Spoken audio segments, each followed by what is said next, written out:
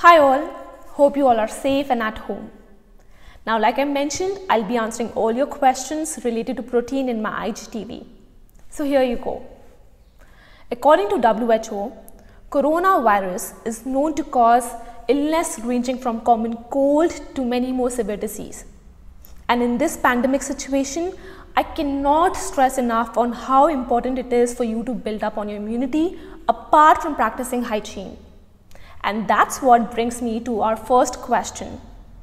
How protein and immunity, they're linked together. Now, I have already spoken about immune system, that it's the first line of defense against any harmful microorganism, bacteria, virus, as well as foreign substance. On the other hand, proteins are required to build and repair body cells and tissues. Now, immune system powerhouse like antibodies and immune system cells, they rely on protein.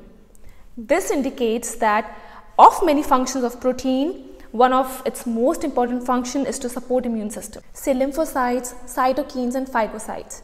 Now to talk in detail, lymphocytes are the protein-rich blood cells that plays a major role in keeping us healthy.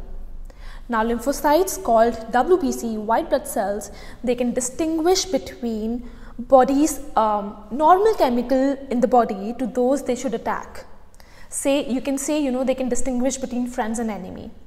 Now cytokines, they function as immune response messenger. These proteins, they turn on and off immune cells. So they stimulate immune cells to act and inhibits to ensure immune response does not go overboard. And last is phagocytes. Now phagocytes, it damages all the bacteria and viruses. I'm sure we all remember the game Mario. Remember how Mario used to eat all the mushrooms and become big and stronger? The same way, phagocytes, it kills all the bacteria and viruses and makes us more healthy and disease-free.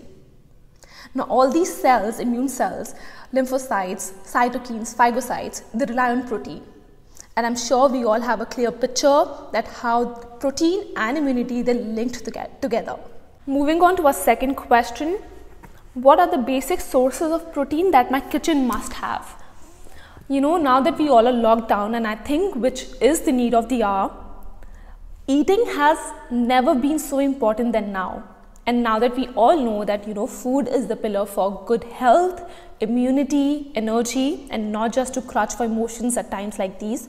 So make sure that you stock up on pulses and legume family, because pulses and legume family are almost very cheap, they're easy to store, and they have long shelf life.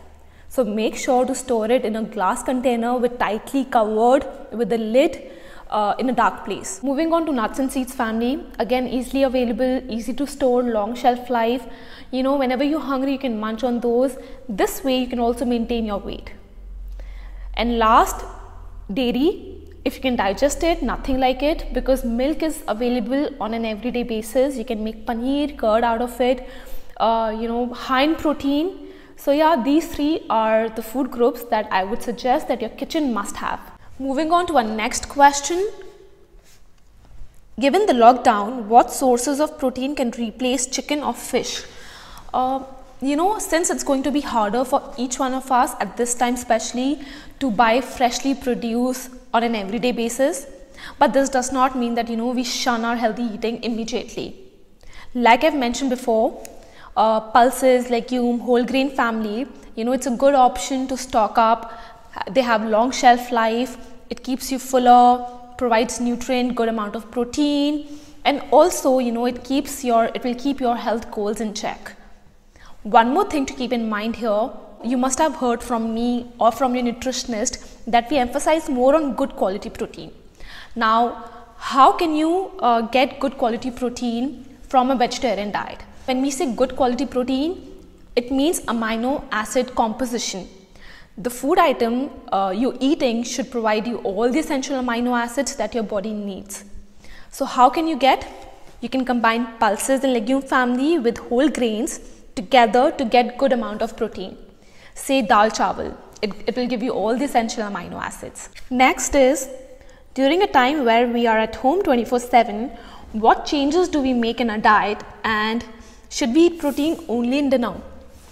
Okay, so whatever we eat and drink, it matters. Right mix, it can help us to be healthy today and tomorrow. Now this means that focus on right amount, nutrition and variety.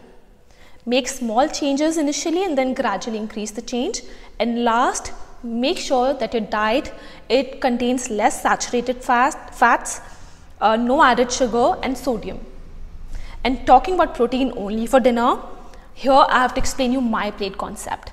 Your plate should consume all the basic 5 food groups: carbs, protein, fats, vitamins and minerals.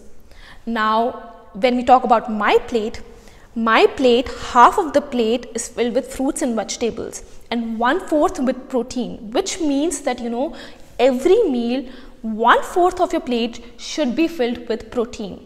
And also, let's take an example. I'm a sedentary lady and I have no medical condition and my weight is 70.